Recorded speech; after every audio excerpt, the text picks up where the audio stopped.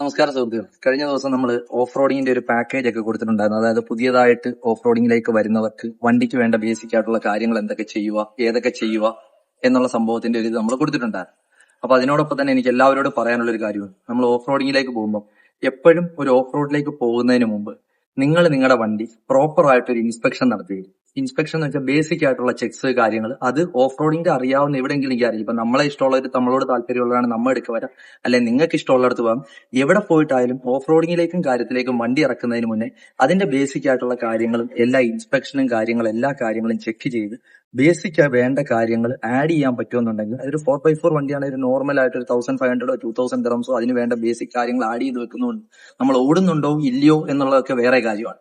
അത് നമ്മുടെ വണ്ടിയിൽ ഇരുന്നോട്ടെ, നമുക്ക് എപ്പോഴെങ്കിലും ഒരു ആവശ്യം വന്നാൽ യൂസ് ചെയ്യാം, താല്പര്യം ഉണ്ടെങ്കിൽ കണ്ടിന്യൂ ചെയ്യാം എന്നൊരു രീതിയിലേക്ക് കൊണ്ടുവന്നു ബേസിക് ആയിട്ടുള്ള കാര്യങ്ങൾ ചെയ്തിട്ടുള്ളൂ.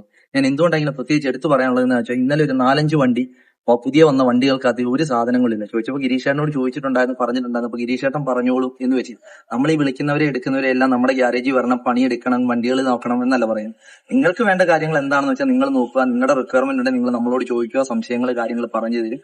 അങ്ങനത്തെ കാര്യങ്ങൾ ചെയ്തിട്ട് വേണം എപ്പോഴും ഓഫ് റോഡിങ്ങിലേക്ക് പോകാൻ. അപ്പൊ ഇതെല്ലാവർക്കും ഉള്ളൊരു ഇൻഫർമേഷൻ ആണ്. എല്ലാവരും അത് യൂസ് ചെയ്യാനായിട്ട് മാക്സിമം നോക്കുക. നമ്മളെ താല്പര്യമുള്ളവർ എന്തെങ്കിലും കാര്യമുണ്ടെങ്കിൽ നമ്മളെ വിളിക്കുക. Thank you.